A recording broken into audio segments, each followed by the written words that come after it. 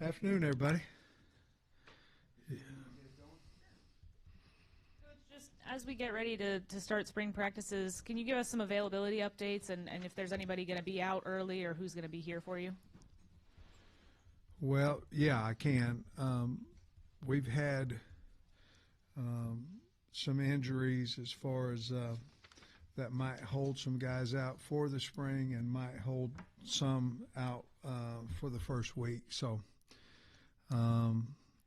where is that on my sheet right here, Kyle? Do I have that? Huh? Okay, I'll go off the top of my head then.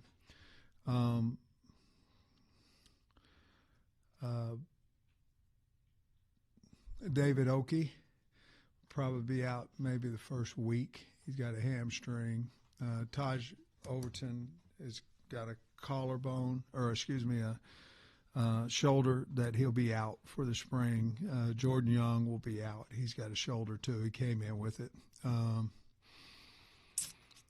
I think there was one more. Camball. Camball had elbow surgery from the last season. He needed it.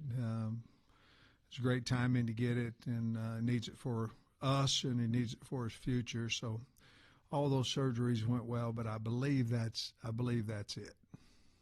You have a lot of new faces on the offensive line again this year. How much are you planning on having guys try different spots, and how much are you going to have to cross-train and move people around here early?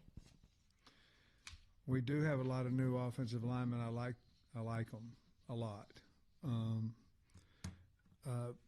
I think, I got to ask a question earlier today about how quickly we'll know who's playing what position. I think the answer for that would be, I think we'll know fairly quickly who our top 10 offensive linemen are. Where they play per se, it might take a little while. But I can tell you athletically, Corey Robinson he can move now, and we got what we wanted there. Carmona, we're looking at him a little bit more inside, whether that be guard or center. Caden Kittler is a guy that, been real pleased with at center. He was at Central Florida, and they'd asked him to go to Florida State when their line coach went down there too. That was a big deal for me as well. Bubba Craig is a new guy where we don't know for sure if he's going to be a guard or a tackle. Brouchard is another guy, very athletic, that we got in that we like a lot.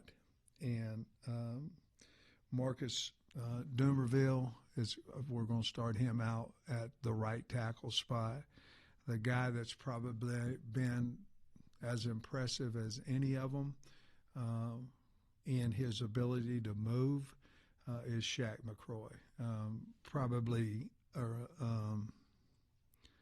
I don't know that Shaq's the fastest lineman we have, but he's one of them, which, I recruited him, we did here hard out of high school, and I just never believed that he could move at 370 pounds like he can. But we have depth. You add Brooks Edmondson in there and Kobe Branham, and I like our young guys with Cash Courtney and Blake Cherry. I like those. I think we hit on those guys athletically and knowledge of football. We've been able to have some meetings with them. This will be, in my opinion, the most upgraded room that we have as far as size, speed, physicality. But we'll have to find out exactly about them all in spring ball. But I really like that group and how they look and how they work. It's like you said, you got to figure out in spring ball a lot, but you've been with these guys for a couple months now. Yeah. The 21 transfers, 17 high school additions as far as scholarship players. Do you feel like you've upgraded the team overall based on the new guys with the guys that are returning? There's no question in my mind we have offensively. None. Now, offensively, you can do a little bit more. You can see a little bit more in in T-shirts and shorts, a little bit more.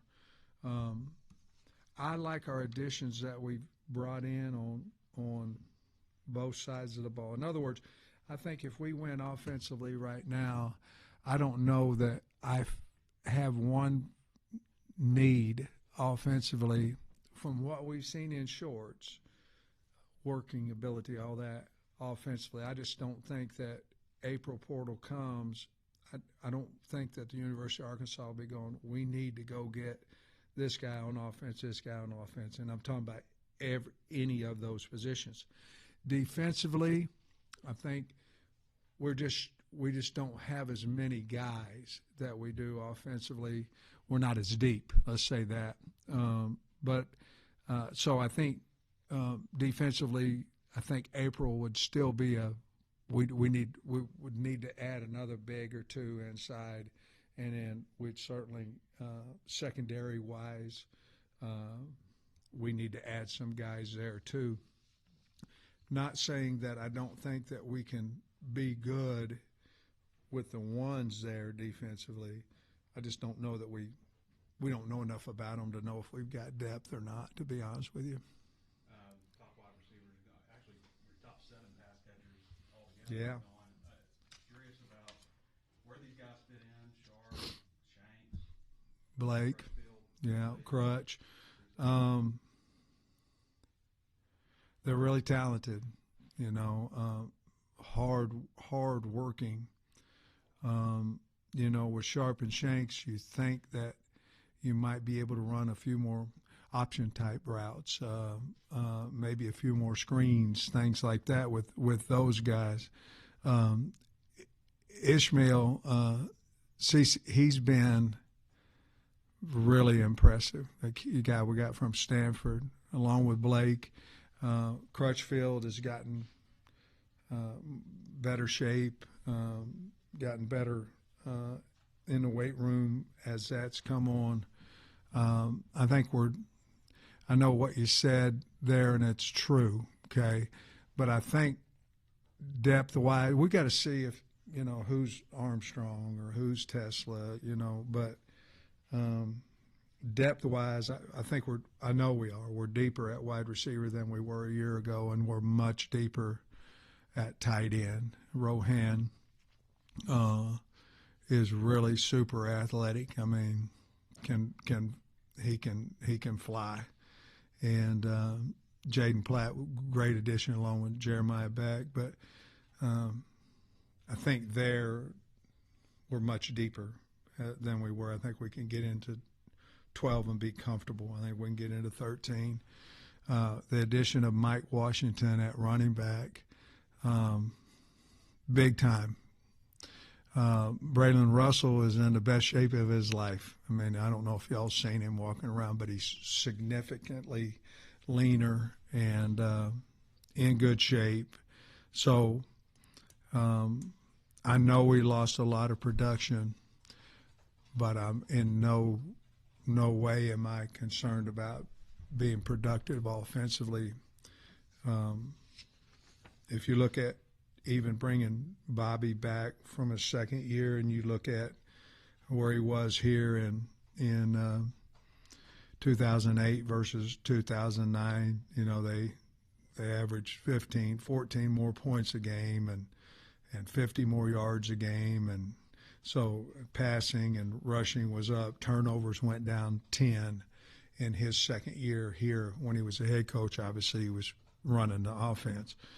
So I think that part of it, I guess if you can't tell, I'm really high on the people that we have offensively. And defensively, I'm as well. We just don't we've got to figure out the totality of the depth on defense. Sam, you hired Nick Perry. What stood out about him just as a candidate to want to bring him in? Well, he came from Alabama. He played for Nick Saban, so that was big because I knew that he would know ball. I knew that he would know somewhat. I think a lot of us, and you go to Dan, you go over to Florida, you go to Georgia.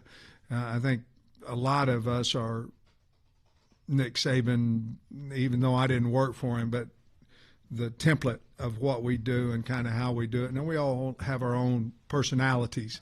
But I think you go through there, and then you go, okay, Nick would be able to come in, understand what we're doing, and how the calls will be different, all that, understand what my expectations are. And then, you know, he had the pro background as well. He's done a really, really good job since he's been here, and obviously we're very limited in what we can do, but what we've been able to do, he's very knowledgeable, been doing a good job on the recruiting trail. So that's why I hired him. And then are there any changes you're doing this spring compared to springs in the past, just from an approach standpoint to it? You know, I don't think so. Here's you know, we've gone, just because somebody else does it doesn't mean that that's what you should do, unless that's what you want to do, right? But you got to look at everything. And I just don't know how you play football if you don't play football. And I don't know how you get the fans excited about your football team if they can't see it, you know. And so a lot of times that would be spring game wise, you know, to go do what the NFL's doing in the Pro Bowl or whatever. I don't know that that's going to excite anybody. Now, I know last year we had a spring game and everybody, you know, was disappointed because we went ones versus twos. We had gone one-on-ones then 14 practices, you know, we just didn't there. But I think part of that is you want your one offense to be successful. You want your one defense to be successful, you know, part of that. But no, we haven't changed a lot of things. I'm an offensive line coach, so I believe that you have to do physical things in the spring. I don't know how, if you're a starting running back or a second team, running back, and you don't get an opportunity to break tackles, I don't know how you beat the guy ahead of you out. I don't know if you're a linebacker and you're a two and your mind, I'm better than this guy, I'm better than this guy. You have no chance to play full speed tackle football, how you beat the guy out. And competition becomes bigger when you're playing the game. Now, we're never going to tackle the quarterback, so I just talked out of both sides of my mouth there. But I do think that you can get better if your mind takes out of, well, I'm worried about injuries. You know what I mean? We go out here on a Saturday, and never one time does my mind go, well, what happens if so-and-so gets hurt, or, man, I hope so-and-so doesn't get hurt. Every scrimmage, every time we tackle in the spring, that's all I think about. And so I can't allow that. And let's look at this, too. There's a long answer. Anybody else got any questions? I hope not. I'm about we went to a scrimmage. I'm petrified. Okay, it's a spring. So I'm petrified. Oh, this guy can't get, my mind's working. Do you know you can scrimmage? You're not going to tackle the quarterback, okay? But you can scrimmage, and you look at it. I can't remember. I think it was our first scrimmage last year, and we were eight plays in, and we tackled 2 times because you had an incompletion. You had a guy run out of bounds. You had, you know what I mean? And I'm going, what am I worried about? 2 tackles in 8 plays. You know what I mean? So the physicality of the offensive and defensive line, people will say they don't do anything different. Yeah, they do. You play different if you know somebody's going to get tackled. And so to answer the question, no, we're probably not going to change a whole lot. We're going to continue to be physical, and we're going to have a spring game. You mentioned the possibility of moving Carmona inside. What about him makes him a candidate to do that? And then, after starting 13 games at left tackle, how did he receive that potential? He received it great, because I think that's what they're going to do with him in the next level. I approached him about playing center because I think he would be outstanding. It's the best thing for him and for the team. That's what we'll do. I have liked Kittler. I have liked him a lot. But if Robinson was your left tackle, Carmona was your left guard, then Kittler, and then whoever, Kobe, Blackstock, whoever, right? And then you got to find whether it's McCroy, whether it's Dumerville, whether it's E. Harris, and I don't mean in that order, but my mind's then you've got to find that. But I think Carmona's was, honestly, we got Corey Robinson. And then we go, well, that can allow us to help Junior a little bit more with his future, and it can help the team. So he took it great, and I mean, we really didn't say we're going to move you. So we went in there and talked about, what do you think? So I think they're going to move me inside in the league, Coach. I said, well, you want to try it now. You want to try a little center. You want to try guard. So that's how that went. Obviously, Landon Jackson's gone. Did a lot for you guys on defense. Just what are your thoughts, the confidence level right now with the edges, and how important is it that spot maybe, some guy has to pop here in the spring and assume that role? I think that's a good analogy of everything there. Quincy Rose is as talented as a lot of people have at that position, and big. So that you're talking about a guy that needs to pop. That's one. Charlie Collins, we've got to get some weight on him. That's another one. And then you got Talley and Boone. Talley and Boone have played ball, have worked extremely hard. So of those guys, and then of course now you got Kavion Henderson, guys that we believe can play. Caleb Bell is a guy that, man, we hit on, just big and raw and can run, from Milton, Georgia. But we need somebody to pop. And I'll be honest with you, we need the same amount inside too. I guess going back, I feel like I know a little bit more, even though, Trey, there's been a huge turnover on both sides of the ball. But I feel like I know a little bit more about the offensive guys than I do the defensive guys as far as what they're capable of doing. So your word using somebody's got to pop, I think you're exactly correct on that. Cam Ball won't be out there, so there's twofold there. Number one, we know he can't get hurt in the spring, and he's going to be a better player because he's going to have a healthy elbow. And then we're going to give opportunity to some other guys. I think Ian Graffard is a guy that's he's got to come on and do something. I've been really happy with Danny Sully too. You brought in two pretty highly regarded freshman quarterbacks this year. Yeah. How exciting is it to have that kind of competition, not only, this year for whatever spot that may be, but moving forward? And, can that be a bonus to the program with two guys coming in the same class? Madden, he came about obviously late.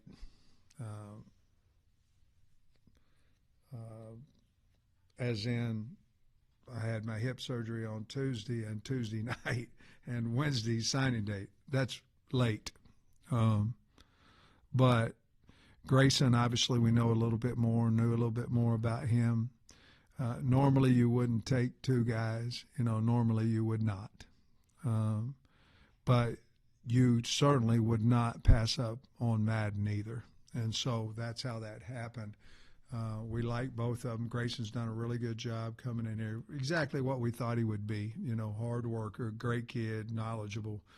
And Madden's done the same. Now, Madden, because of his high school graduation and all that, he was maybe 2 weeks behind getting in here. But we had worked it out with the school and all that. But normally we would not take two in the same class. But we couldn't pass up on either one of those guys.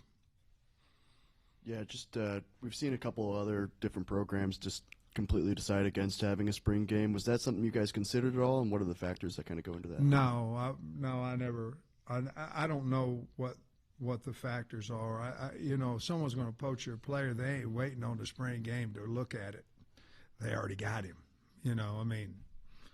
The agent's already worked for 3-4 weeks of calling this team, how much you going to give him? Well, that's not enough because I got this much from – that's already been in the works. So I don't know that the spring game is going to cost you a player or not. So that didn't. And the other thing, too, is I think we owe the state of Arkansas the opportunity to come see their team play.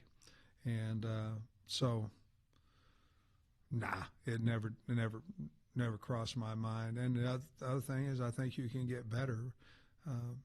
You get a little bit – when people are in the seat, you find out a little bit more about your team.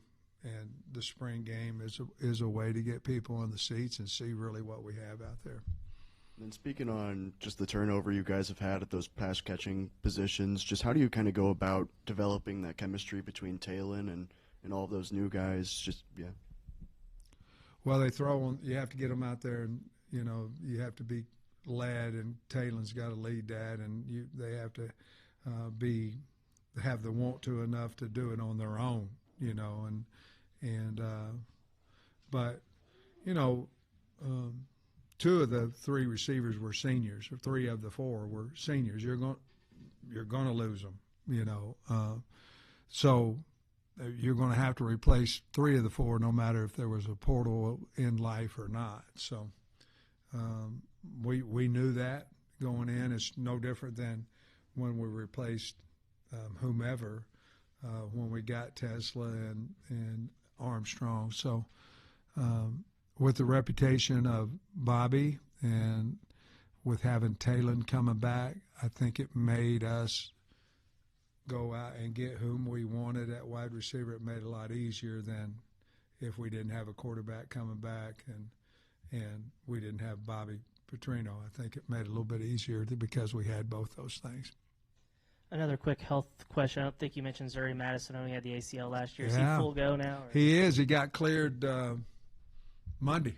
Full go. Now, he's been doing a lot of stuff, but in other words, he got cleared for spring practice.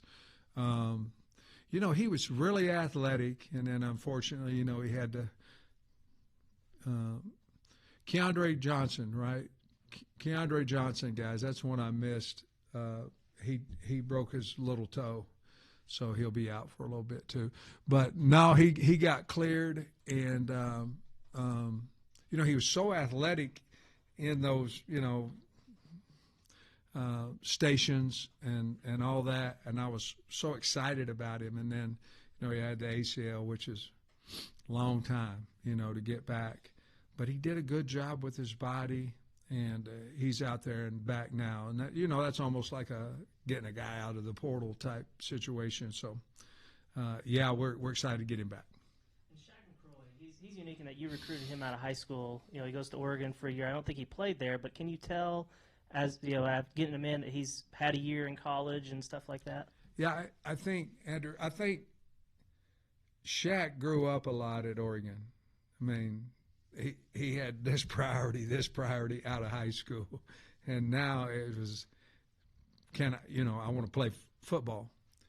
He did a tremendous job with his body. Now he's 370 or something, but he's a monster.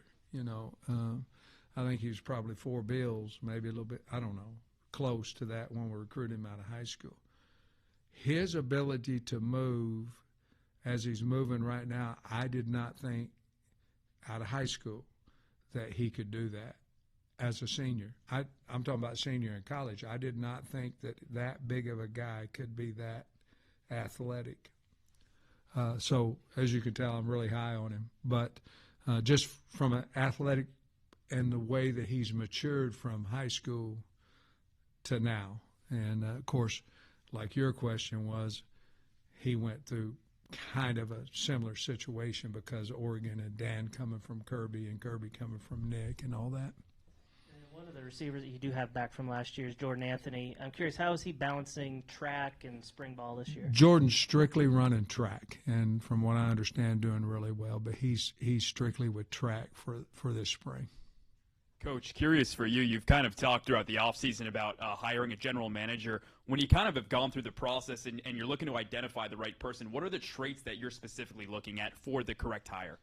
Well, I want somebody that's done it. So you may have to go to the NFL, NBA, whatever, to find somebody like that. You want someone who's kind of done that before, whether it be the top dog or the second, somebody that understands that.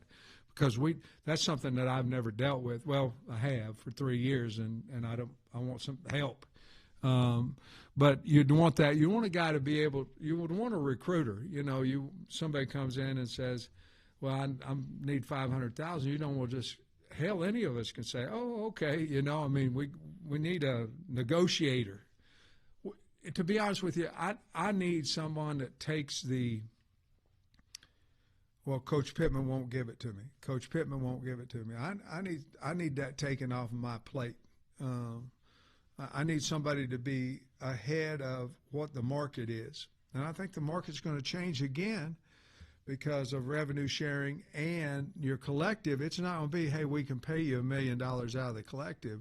No, we can't. We can pay you the max out of what you're worth, and a committee's going to say it's worth $5,000. You know, it's going to change. So, need somebody up on the rules. We need somebody that's a good talker, a good recruiter. We need a guy that's a good evaluator, because we obviously have corners, and we'll go, okay, this is 1, this is 2, this is 3, this is 4, and you don't go, this is 1 we can get. One, no, I don't want the ones we can. I want, this is the number 1 guy we think that we're talking to. Number 2, number 3. I don't care. You know, we'll figure out if we can get them or not. You know, there's different boards now. One of them, you'll have a group of coaches that put up the ones they can get. That's number 1. Well, hell no, I watched the tape too. He ain't number 1. He's number 7. You know, let's go after the number 1 guy. That's another voice in the room, and he's not in there, you know, in every single meeting. And he's going to be an organizer of the portal, organizer of the high school recruiting, organizer of junior college recruiting. And so there's a lot that he or she will be able to help us with, but that's what I'm looking for, and I'm looking for someone to talk to these kids' agents besides me. I want somebody else to talk to them, and then give me the information. Yeah, and Coach, when it comes to the spring game and not having it air on TV, is there any benefits of that? You've talked a lot already about how you want people in the state to come here and see what the product's going to be eventually, but what benefits do you see of not having that air on TV? Oh, I don't see a benefit of having it on. Yeah, I do. The only benefit would be, you know, they want to talk to me out there, and while I'm out there, there are words being said on TV, plays being called, defenses being called, another chance to steal signals, all that kind of stuff. To me, that would be more important of not televising the spring game than for any other reason. Because, like I say, the portal opens on the 15th, the spring game's on the 19th, and by the time the 19th gets here, whomever's going to go on the portal is already in it. So now, can they come steal guys from the spring game? I don't think so, because I think they already know about the guys and who they're trying to poach anyway. So, but the benefit to me would be more of, because we watch every spring game of every team we play, but it's more, we're trying to get more than just what we're seeing, if that makes sense. Thanks, Coach. Obviously, you got a lot to sort out, as you said, but you know some spots that you probably need to still address in the portal. I was just looking at numbers, maybe defensive tackle, safety. Your thoughts on both, and I'd throw corner in that as well.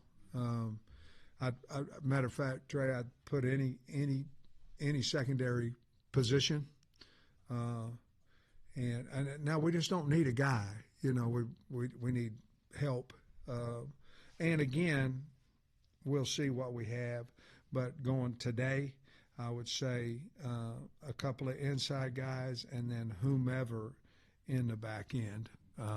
But I don't really see a kicker, a punter, a snapper, nor really right now today anybody offensively. Now our numbers are skewed. You know, we've got a lot more offensive guys on the team right now than we do defensive. So we've got to get those kind of evened up a little bit, and that's another reason why I'm saying defense. You mentioned a couple of guys, some of your heavyweights. You said McCroy probably still around 370, I guess. Yeah. I was wondering, because you mentioned Saul Ely, Dreford, those guys were carrying 388, 370, I think. And then Braylon, you said, was in the best shape. I was wondering what he's carrying these days. 238 for him. And then Danny is, hell, I talked to him about, is he too lean? I mean, Danny is in great shape. Ian, we've still got to get some off of him, but he's working at it. Did you ask me? There was somebody else, maybe. Dreford, Saul Ely, McCroy, you mentioned, and you mentioned Braylon. Shaq's, when you see him, Trey, you'll think he looks really good. You know, for carrying 370 pounds, you'll think he looks really good. He looks slim to me. I mean, not slim, but what's the word for 370? Not fat, whatever that word is. Svelte. Yes, whatever that was. So this isn't really a spring, but every coach in the country, I guess, is for that 10-day portal window. January 2 to 12. Yeah. How do you Amen. think that would impact everything, shift the calendar? Obviously, you wouldn't probably have as many transfers enrolled for the spring semester. Just your thoughts on how that might impact. You know, Trey, I think that the thing, you know, we all look at stuff and we end up saying, well, that'd be great. And then, but you don't ever really think all of it through, you know. So we went back and looked at what we were getting out of April. In other words, everybody wants one portal because the kids right now have twice they can shake you down, you know, and they can leave you, but they can also amp the money up. You know what I mean? And it's a pain it's hard as you probably could imagine when the portal's open, you know, and the portal was open over Christmas and, you know, let's eat this turkey and, oh, by the way, 4 guys went in the portal. I mean, Merry Christmas, you know. Or you play in the bowl game, and January 1, I think I'm going to sit back and watch some of these ball games today. Oh, I'm going to do it with portal guys because that's when, you know what I mean. So you look at that and you go, oh, man, we got to get rid of, you know, we got to have a life. We've got to. Well, we have gotten some significantly good players in April. So once it goes to 1, and depending on when your school starts, whether the 12th is going to affect you of getting these guys in. Well, if the portal's open, Trey, from 2 to 12, people get in on 12, they're not going to be ready to go to school on the 13th. So I think you are going to have less guys going in the portal. Less opportunities would also mean less guys going in the portal. I wish that they would get rid of April right now, even though April portal's been good to us, simply because I believe that the kids and the staff in that order need to understand who's on their team after spring ball. And, again, I'm talking out both sides because the April portal's been good to us, but I sure wish that they would go to 1. And I think it's headed that way. And but you give a guy a 10-day opportunity to transfer, you know, when no school's in for the most part. I think that's fair for the young man as well. And I think the ability to transfer is fair. I mean, I do. Trey, it's no different than, you know, if you got $100,000 from somebody and somebody offers you $300,000, you can't blame a guy for, you know, I've got my opportunity. Do I have $300,000? Well, I got also in that I have to think about, okay, do we have it? Now, we're all going to have it in revenue sharing, but do we have it? And then how many people do I need? And if you go, okay, well, I'm going to give $300,000, $400,000, $500,000 to one player, do I have enough depth in that room because I'm going to be close to out of money? You know what I mean? So all those things come in effect of the portal, and if you give it twice, your money doesn't change. You know what I mean? So you're probably maxed out at the end of your first portal, pretty much. What are you going to have available in the second portal? Well, now with collective, it's not going to be, okay, I can give you $200,000, I can give you $300,000. I can't do that. I've got to have it in revenue sharing because someone's going to dictate whether you're worth $2 or $500,000 for that appearance. So it's all changing, and that one we won't really know until April 7th is the date. We don't know if she's going to sign the bill or not right now, but so we're kind of going a little bit blind in that. All of us are going a little bit blind in that, but we do believe the revenue sharing will pass at some point before the season. Coach, I want to go back to Madden. Talking a lot today. Yeah. I want to go back to Madden and that recruiting process and you guys going in there and getting him away. Where's Bobby? Because, buddy, I don't know a whole lot about it, but go ahead. Well, I talked to his high school coach, and he's a kid that started out on the defensive side. So he doesn't have a huge sample size as quarterback, just maybe just that 1 year. So I was wondering what it was that Bobby saw or that you saw that you feel like that translates well to the SEC. Great arm talent. Got a brother, obviously, that's done it, that was developed. Mature, older, which means you think if he's got arm talent and he's knowledgeable of the game and he's mature, that you might can get him on the field faster. But to be perfectly honest with you, I'd had hip surgery, and Bobby called me 3 or 4 o'clock in the afternoon and said, hey, I think we can get this guy. What do you think? And I said, well, we got to think about the quarterback that we have. We got to think. And then I watched his tape, and I said, I think we got to, take him. So that was pretty simple, and Bobby had already done the work on that part. I think they may have called us, and then the next day he signed. So I wish all of the recruiting was like that, man. We'd go late. Hell, I'd invite not all of you, but most of you down there with me, and I'm teasing, guys. And then we'd just call up a few guys on Tuesday and say, hey, you want to sign? Well, I thought about going to Georgia. Oh, hell, come to Arkansas. Okay. And then that would be a pretty nice situation instead of recruiting them since they're 12 years old, Going back to the GM hire, you just listed off all the descriptions of what you're looking for. Do you have like a list of names or guys that you've talked to, people you've talked to, and kind of what's the timeline on that?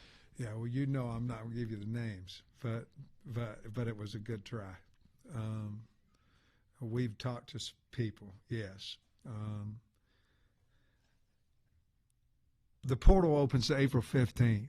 We need somebody in here, in my opinion, within the next yesterday. But, we need them in here pretty soon. And I think we can find somebody that has that. And then I think they're going to end up having to be somebody's, you know what I mean? But I think we can find somebody that has those traits that I spoke of. I believe we have found, guys like that. And then whomever Mr. Yurchek wants to hire, obviously I would have some say so, but so would others. And so we'll see what happens. But portal open up, we better get somebody in here that understands our football team first, and then our needs, like you spoke of, Trey, our needs, and then let's get some ranking going on. And then coming soon, I'm going in the portal and get those guys evaluated. And then I know you mentioned with Talon last year, it was like within 2 weeks of him being here, he kind of asserted himself as a leader, that kind of thing. Just, is there anybody, newcomers, freshmen, or new guys that have asserted themselves from kind of a leadership standpoint? As proud as I am of what we've done offensive line-wise, that's still Carmona and Blackstock has done a really good job with that too. Running back, I wouldn't say there's a guy sticking out. Wide receiver, Sharp, Blake, Shanks, CC, those guys, they're different now. They really are. Rohan Jones, that he would be the guy. Let me see who am I thinking of that sticks out. That like Mike Washington, a hard working kid, but he doesn't say much. I don't care. I mean, he takes that ball over that big fat line at the end of it. He don't have to say a word. But he works it extremely hard. Defensively, the new guys coming in, Caleb Wooden is a guy that's got that about him, and Kenai Walker. Both those guys, I think, are probably maybe a little ahead of some of the other guys as far as leadership goes. Thanks, Coach. All right, guys.